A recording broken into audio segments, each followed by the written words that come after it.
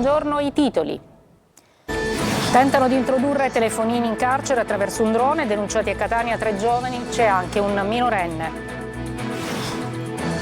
Terzo giorno di spari a Catania, presa di mira una panineria al villaggio Sant'Agata, in 2 mesi più di 10 atti intimidatori. Etna, sorvegliato speciale, nuova attività stromboliana sul vulcano, la protezione civile ha attivato il sistema Etnas utilizzato per registrare in anticipo gli eventi lavici. Il sindaco di Racalmuto e la sua squadra al lavoro per ripulire la strada degli scrittori, era stata trasformata dagli incivili in una discarica. Il fiume Ciane a Siracusa, teatro di un'esercitazione di protezione civile, volontari simulano un'alluvione. Calcio, vigilia di match per il Palermo che domani in Barbera, da quasi tutto esaurito, affronterà il Frosinone. L'attaccante Salvatore Caturano si lega al Catania per i prossimi 3 anni.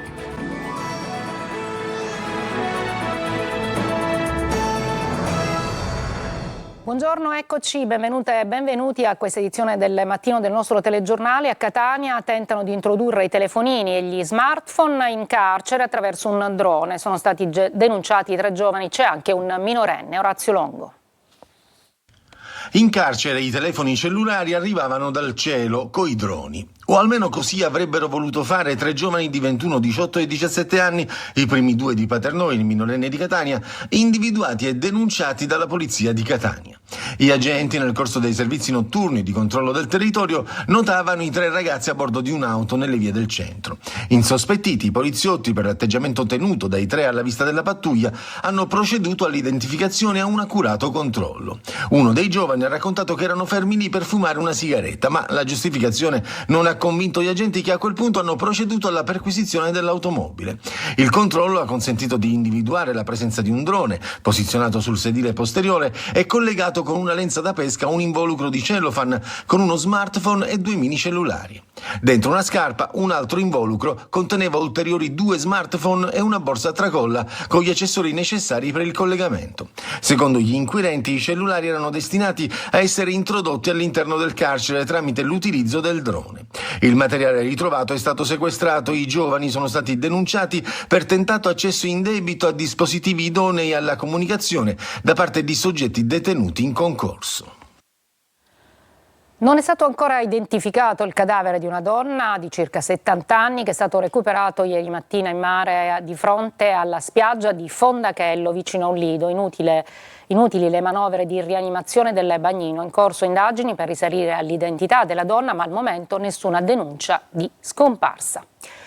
E sono continui a Catania gli spari ai negozi. Questa volta è stata presa di mira una panineria al villaggio Sant'Agata. Una decina gli episodi intimidatori da inizio luglio. Adelaide Barbagallo. Il raid è avvenuto nel cuore della notte, intorno alle 2:50. Una raffica di colpi, almeno 16, sono stati esplosi contro questa panineria di via Giovanni da Verrazzano, al villaggio Sant'Agata. Alcuni proiettili hanno lasciato il segno sulle porte. L'hamburgeria Russo a quell'ora era già chiusa. Clima teso alla riapertura, il marito della titolare sarebbe un pregiudicato. Il gesto appare come un chiaro segnale intimidatorio, in linea con una serie di episodi analoghi che si stanno susseguendo a Catania. La scia di fuoco è cominciata a luglio, una decina gli episodi fino ad oggi. Le ultime sparatorie il 26 agosto in via Garibaldi, preso di mira un centro estetico di proprietà della figlia del boss detenuto Lorenzo Saitta, esponente del clan Santa Paola Ercolano, e moglie di Giovanni Balsamo, lo stesso che un anno fa era stato vittima di un rapimento lampo da parte di finti agenti di polizia. Poche ore dopo altri 5 colpi scaricati contro l'abitazione della famiglia Balsamo. Il giorno dopo è toccato a un autonoleggio di via Plebiscito. In tutti i casi, come per l'attacco alla panineria Russo, non si sono registrati feriti, ma cresce l'allarme sicurezza per la frequenza dei raid, che potrebbero essere la spia di una faida tra gruppi criminali. Sul posto sono intervenuti i carabinieri della compagnia Fontana Rossa, mentre sugli altri episodi indaga la squadra mobile. In tanti si chiedono cosa succederà nelle prossime ore. Un uomo è stato arrestato dai carabinieri a Riesi, siamo in provincia di Caltanissetta, per maltrattamenti in famiglia. I militari hanno ricevuto la telefonata di una donna che segnalava di essere stata aggredita dal compagno. I carabinieri infatti l'hanno trovata in strada con in braccio la figlia di 11 mesi, mentre veniva ancora strattonata con violenza dal compagno, appunto, che è stato arrestato. Ancora una volta residenti e associazioni chiedono a gran voce maggiore sicurezza per il centro storico di Palermo. L'ultima rissa tra nordafricani ha nuovamente riacceso la spia dell'emergenza. Marco Gullà. Sta ormai diventando un percorso di violenze e aggressioni il centro storico di Palermo, precisamente via Macheda, crocevia di pericolo. L'ultimo episodio in questo fazzoletto di città proprio 2 giorni fa, con una rissa scoppiata in pieno giorno. Protagonisti della violenza una decina di giovani nordafricani che si sono affrontati con coltelli e bottiglie di vetro. Fuggi generale di residenti e turisti e ancora una volta via Macheda teatro di violenza. Ecco allora che per l'ennesima volta associazioni e residenti chiedono sicurezza e maggiori controlli. Noi lottiamo per avere la riqualificazione di questo tratto di via Macqueda, ormai ghetto Macqueda. Siamo stati dal prefetto, dal questore, dal cardinale, dal comandante dei vigili urbani, dal chi mi manca, un altro dal signor sindaco e siamo in queste condizioni. Ieri accoltellamento alle ore 13 in piena via Macqueda con i turisti che scappavano, persone spaventate e un Far West. E poi spaccio di droga H24 anche alla luce del giorno. Fino a quando chi è chiamato a dare delle risposte in questo territorio è convinto che la questione della sicurezza in città sia soltanto una percezione, non si prenderanno i provvedimenti necessari. Noi chiediamo che venga fatto davvero un intervento intensivo su questa zona, perché è davvero diventato complicato. Alla stazione centrale viviamo una situazione di degrado e di insicurezza crescente, non c'è nulla che le forze dell'ordine non sappiano già e neppure la RAP evidentemente rispetto alla situazione di sporcizia. I turisti cominciano a lasciare delle recensioni super negative, non per gli stabili ma chiaramente per la situazione di insicurezza. Presidi fissi, forze dell'ordine presenti e controlli quotidiani, le richieste dei residenti per dare un volto nuovo a questo tratto di città. Non solo centro storico, si torna a sparare anche allo Zen con un ragazzo di 25 anni ferito ad una gamba, sembra per un regolamento di conti su affari di droga. E sull'Etna sale il livello di sorveglianza del vulcano che potrebbe ancora dare origine a fontane di lava. Orazio Longo. I forti boati che si sentono da lontano e il fumo che sale. Sull'Etna c'è un'alta probabilità di accadimento imminente di fontane di lava, scrive la Protezione Civile regionale, che ha anche attivato il livello F1 dell'allerta di Etnas, il sistema sviluppato dall'INGV che utilizza dati in tempo reale storici per elaborare previsioni relative a eventi parossistici del vulcano. È finalizzato a riconoscere in anticipo il verificarsi di fontane di lava e di aperture di fratture eruttive laterali. Il meccanismo scatta dopo che un software che calcola alcuni parametri segnala il superamento delle soglie di sicurezza. In automatico viene inviato un messaggio alla Protezione Civile regionale che avvisa le autorità locali in modo da chiudere gli accessi dei turisti alle aree del vulcano al di sopra dei 2500 metri di quota. Eccole intanto nelle immagini le vie della lava che scorre a pochi metri dalle telecamere sotto gli sguardi del corpo forestale, dalle fratture ad alta quota e con un'attività esplosiva a intensità variabile dal cratere di sud-est e deboli emissioni di cenere che si disperdono rapidamente in area sommitale mentre continuano ad essere alimentati i flussi lavici che emergono da 3 fratture aperte ad alta quota. Arancione rimane l'avviso per l'aviazione Vona, con la cenere confinata sulle zone sommitali ma senza la formazione di nubi nere. Regolarmente operativo attualmente l'aeroporto di Catania. Non ci sarà la giornata di confronto interna a Forza Italia prevista per il 9 settembre. La fuga di notizie ha convinto ad annullare l'incontro, ma il presidente della regione Schifani parlerà con tutti i 13 di Sala d'Ercole singolarmente. Maglio Viola. Non si farà più il ritiro di Forza Italia previsto per il 9 settembre. Lo avrebbe deciso il presidente della regione Renato Schifani dopo la fuga di notizie su un incontro che doveva restare riservato. E adesso parte anche la caccia alla talpa che ha fatto trapelare luogo e data. Ma Schifani non rinuncia a un confronto con i suoi deputati, lo farà singolarmente. Saranno confronti ad personam con ognuno dei 13 deputati azzurri di Sala d'Ercole, così come un confronto ci sarà anche in giunta e anche lì non in sede di riunione formale delle dell'esecutivo. Ci sono tecnici d'aria che vanno ascoltati, come Daniela Faraoni, l'assessore alla salute, che in questi giorni è in piena polemica con un deputato nazionale di Forza Italia, Tommaso Calderone, presidente della bicamerale per l'insularità. La polemica fra i due riguarda gli ospedali di Milazzo e Barcellona Pozzo di Gotto e il 118. C'è poi la vicenda del film su Biagio Conte che rischia di naufragare, lo ha denunciato la produzione, esclusa dai contributi per ben 2 volte, e Giorgio Mulè, il vicepresidente della Camera, in polemica col governatore siciliano, ha colto la palla al balzo attaccando sulla reale volontà regionale di elargire quel contributo. A lui ha risposto l'altro tecnico d'aria, l'assessore Alessandro Dagnino, da un punto di vista proprio tecnico, mentre Schifani ha chiamato la produzione e annunciato che il provvedimento sarà di nuovo in giunta la prossima settimana. Il clima, insomma, non è proprio buono e il chiarimento di cui Schifani si era fatto promotore era decisamente opportuno, ma forse spegnere le polemiche potrà essere difficile fino a quando non si eleggerà il prossimo anno il segretario regionale del partito. Un'altra grande incompiuta: a Gela c'è un cantiere per l'impianto di depurazione fermo da anni. GR Italia.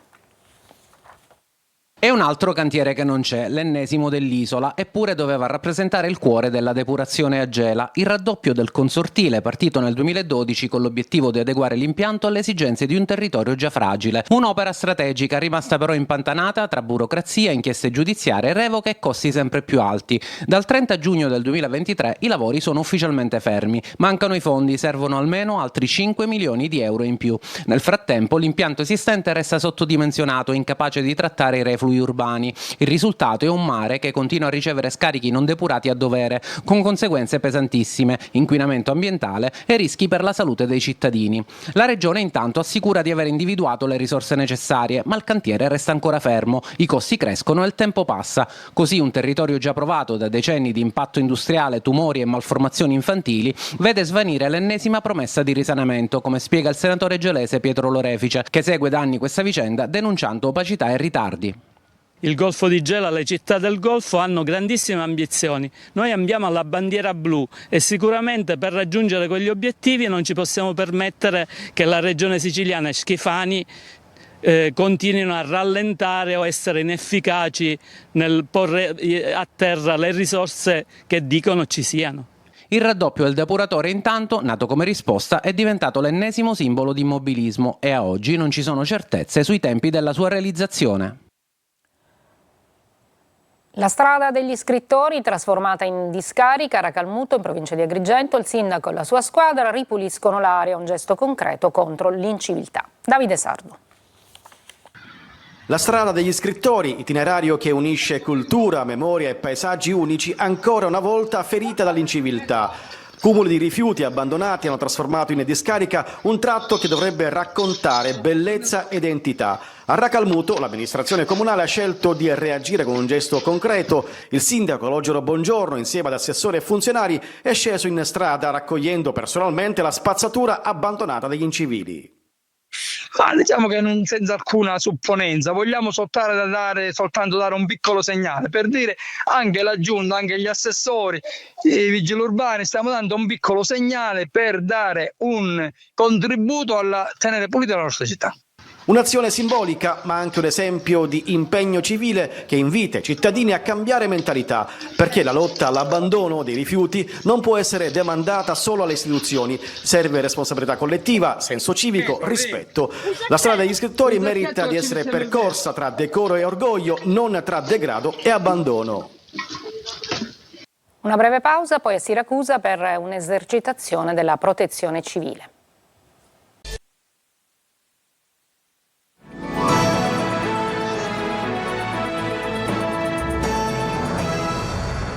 Oltre 200 volontari di protezione civile provenienti da diversi paesi del mondo sono stati a Siracusa ieri per un'esercitazione sul soccorso legato al rischio idrogeologico. Francesco Loi.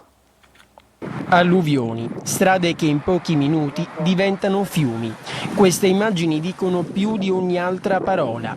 Gli eventi estremi sono sempre più frequenti, perciò bisogna tenersi pronti. Dall'altra parte c'è un uomo da salvare, dovete caricarlo nell'imbarcazione e portarlo qui. Qui siamo a Siracusa, alla Fonteciane. Oltre 200 volontari in 3 giorni si stanno esercitando in soccorsi legati al rischio idrogeologico. Arrivano da oltre 20 paesi nel mondo. Con l'obiettivo di prepararsi ad essere utili a se stessi, ma ovviamente anche agli altri, in una delle situazioni emergenziali più difficili e più comuni a cui ultimamente assistiamo, non soltanto in Italia ma in tutto il mondo. Ci si divide in chi deve essere salvato e in chi va in soccorso. Ci si diverte, ma soprattutto ci si esercita. Quindi è importante prendere coscienza di quelle che sono le piccole manovre di autosoccorso che ci permettono di essere utili. Poter dedicare il proprio tempo a qualcosa che è utile agli altri permette anche di crescere e di poter dare un proprio aiuto. Qui si comunica in diverse lingue, ma con lo stesso obiettivo: farsi trovare sempre pronti. Always in a straight line. Lei è Irene, arriva da Cipro. La protezione civile italiana la vede come un modello. Il modello è molto buono.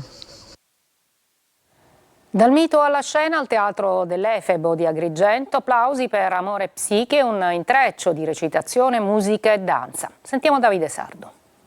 Quale mistero ci induce ad amare qualcuno senza considerarne il corpo? Un viaggio nel mito che diventa spettacolo. Il Teatro dell'Efebo di Agrigento ha fatto registrare un grande successo con Amore e Psiche, la nuova produzione firmata da Ilenia Costanza.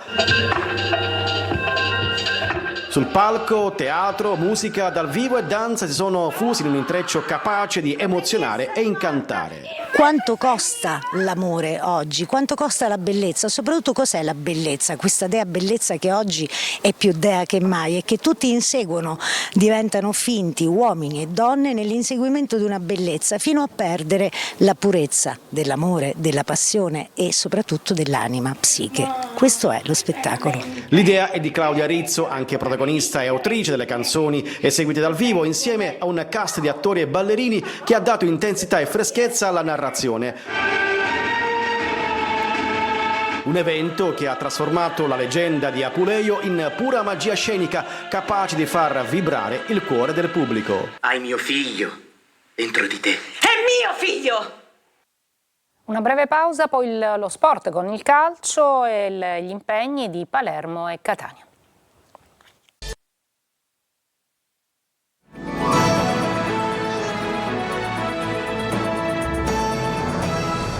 Vigilia di match per il Palermo che domani in una Barbera da quasi tutto esaurito affronterà il Frosinone. Sul mercato si avvicina il giovane esterno sinistro Samuel Giovane. Marco Gullà.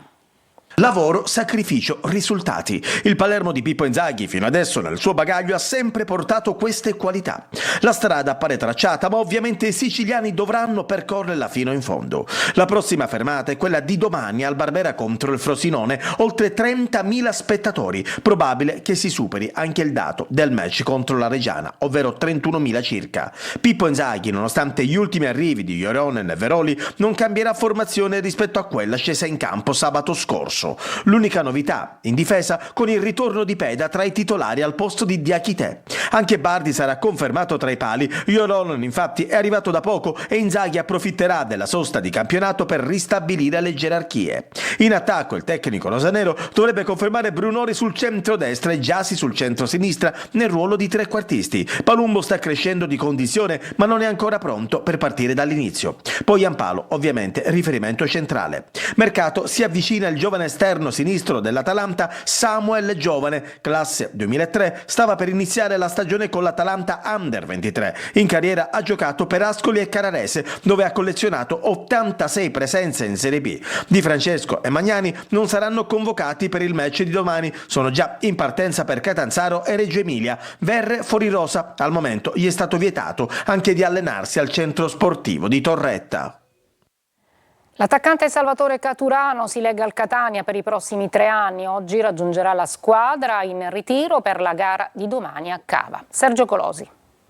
Oggi è il giorno di Salvatore Caturano al Catania. La punta napoletana, dopo aver raggiunto in ritiro i nuovi compagni, firmerà un contratto triennale. Sarà il tecnico toscano a decidere se convocarlo per la gara di Cava facendolo partire dalla panchina oppure se destinarlo alla tribuna. Il Potenza ha cercato in tutti i modi di trattenerlo, ma Caturano ha scelto Catania e il Catania per motivi professionali e personali. È un grande colpo nel mercato rossazzurro, oltre 400 presenze presenza in C e 141 gol realizzati, l'ultimo decisivo domenica scorsa in Giuliano Potenza. Dopo Caturano ha atteso Simone Leonardi dalla Sampdoria a titolo definitivo. Per la giovane punta catanese contratto pluriennale e prestito alla Ternana. Per il centrocampo trattativa ancora aperta con la Juve Stabia per un possibile scambio tra Buglio e Guaini. Il recupero del capitano Di Tacchio consegnerà al reparto un altro elemento di sicuro affidamento, richiesto dal Cerignola Allegretto, che potrebbe essere sostituito da Miceli, capitano del Monopoli. Domani si torna in campo, Catania impegnato a Cava dei Tirreni, stessa formazione di domenica scorsa. Nel 3-4-2-1 Dini in porta, difesa con Di Gennaro centrale, Ierardi e Celli ai lati, Aloi e Corbari interni di centrocampo, Casasola e Donnarumma esterni, trequartisti Jimenez e Cicerelli, con Forte in attacco, maggiore minutaggio per D'Ausilio. È tutto, la prossima edizione alle 14, grazie per l'ascolto e buona giornata.